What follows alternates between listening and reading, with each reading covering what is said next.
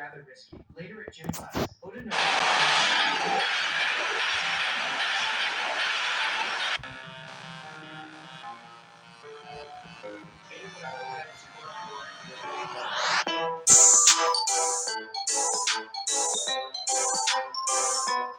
In the opening scene, Aaron became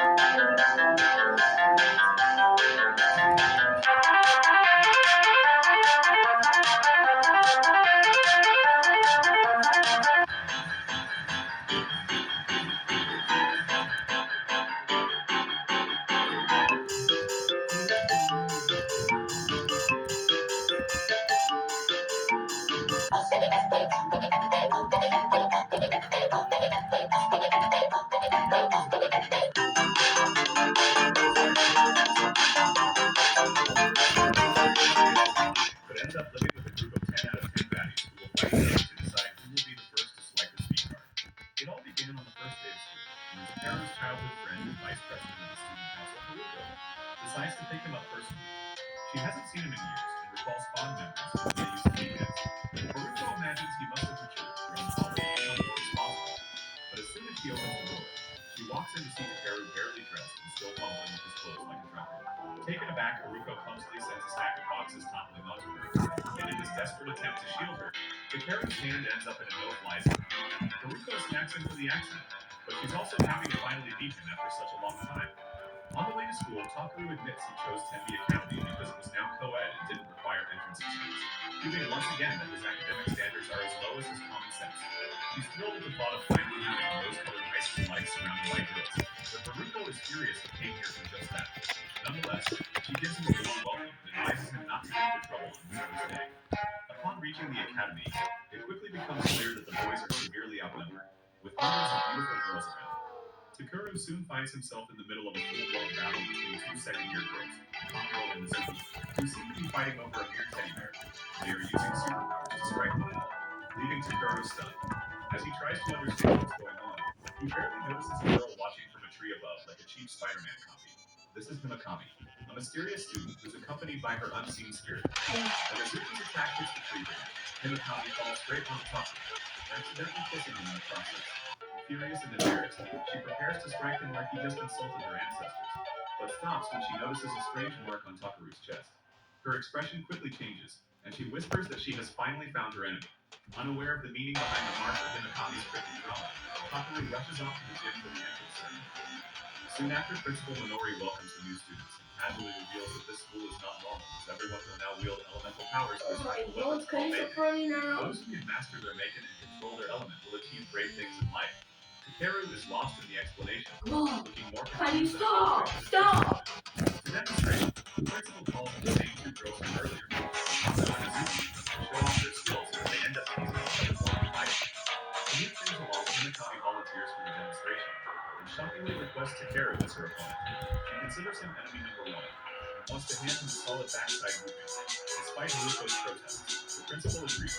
The crowd encourages the reluctant Takeru to take the stage like they're about to witness a public execution. Hinakami tells him it will only be a pretend match, and all he needs to do is show off a few martial arts. Takeru happily agrees, and he starts by showing off some pathetic moves. But then all of a sudden, Hinakami unleashes her thunder element to eliminate him for good. Just as Hirako prepares to intervene, a mysterious girl suddenly appears and blocks the attack with a powerful strike of her own.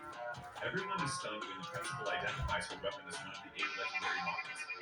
The girl collapses but quickly recovers into Takeru's arms, joyfully hugging him like their long-lost soulmates.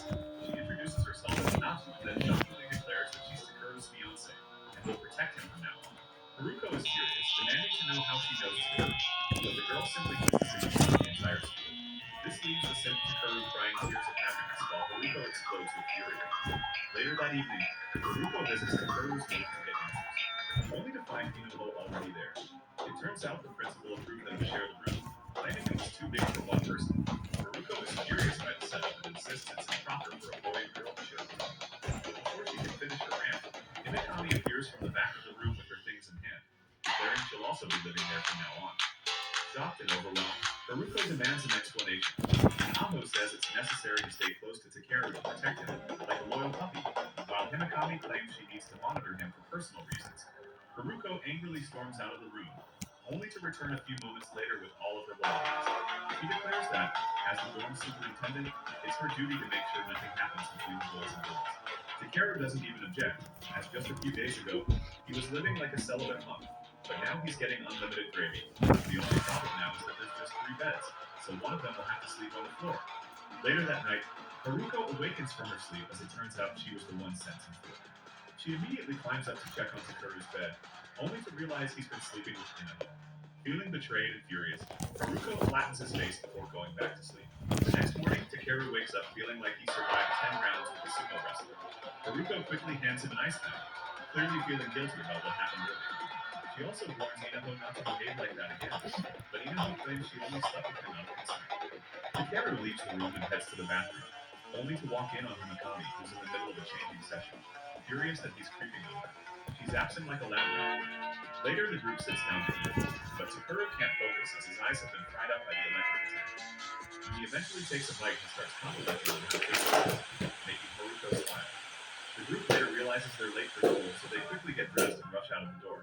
Himekami complains that running is unnecessary, but Haruko insists it's her duty to make sure everyone's on time. When they finally arrive at the school gate, Principal Minori is standing watch like a guard dog. The 3 girls barely manage to squeeze through before the gate closes, but Takeru isn't so lucky and gets left outside. The principal simply tells him to figure it out himself, but Himekami uses her spirit to lift him over the gate. This leaves Takeru confused. So Haruko explains that Himekami's power